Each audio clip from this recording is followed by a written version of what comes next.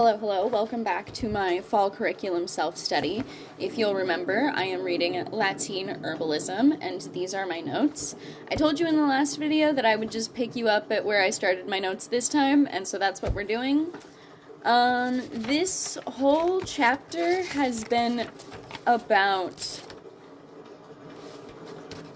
digestion, remedies to help. This whole chapter has been about sun energy and remedies to heal digestion. And so these are all the notes that these are the notes I didn't read you. Sorry about that. So what we have next up is dew water. So dew has a cool/damp energy, and you should collect it in the morning off the flowers. I am not going to be reading you the recipes because that feels wrong to read you the recipes. But yeah, just know dew water for indigestion.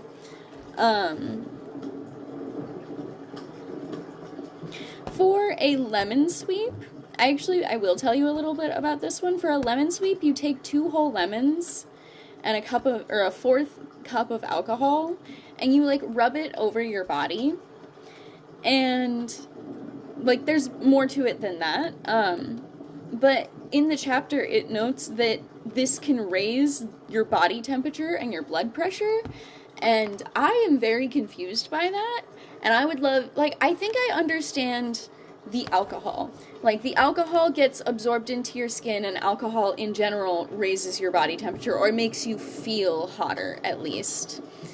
But I don't understand the blood pressure thing. Is that the lemons?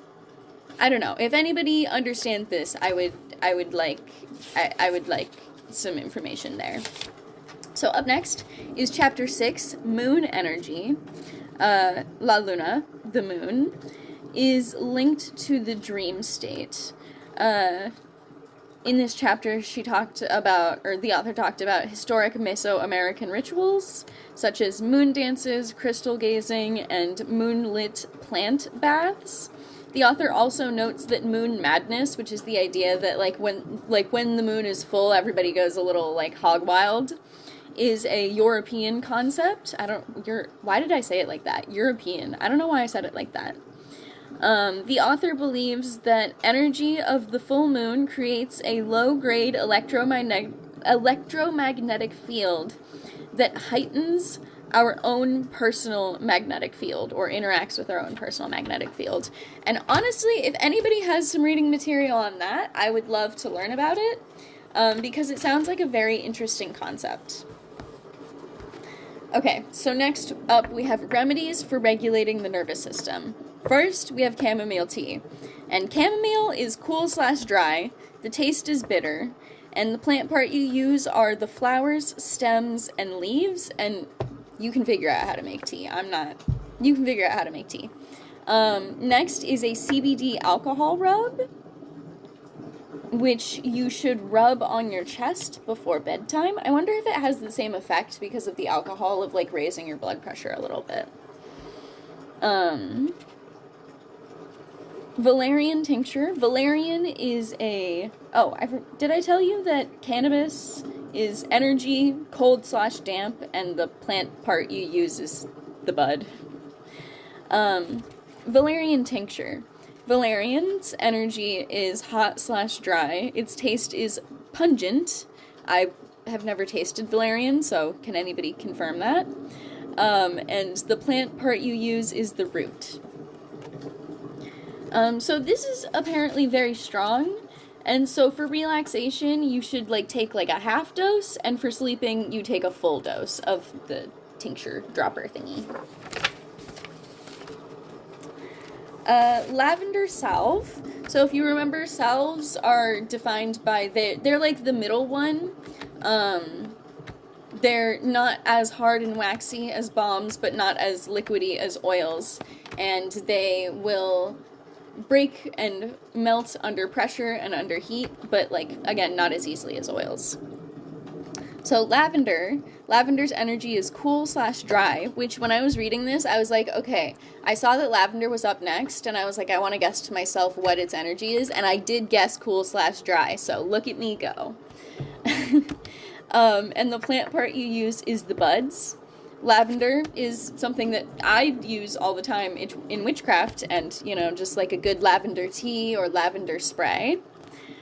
Supports relaxation and also has antibacterial properties, which, again, if anybody has some reading on that kind of stuff, on, like, herbs, those kinds of properties, like antibacterial, antibiotic kind of herbs, I would love some reading on that, although I think maybe that's a little advanced for me still. And you should apply this to your chest and the soles of your feet, and then wear socks.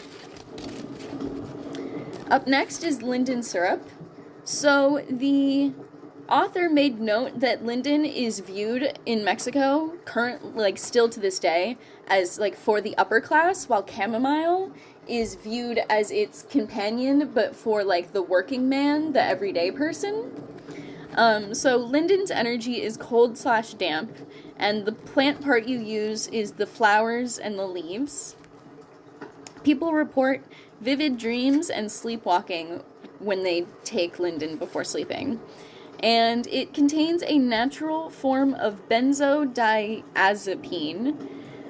A natural form of a benzodiazepine-like compound. So not benzos, but benzo-like compound, which can induce a hypnotic effect in people.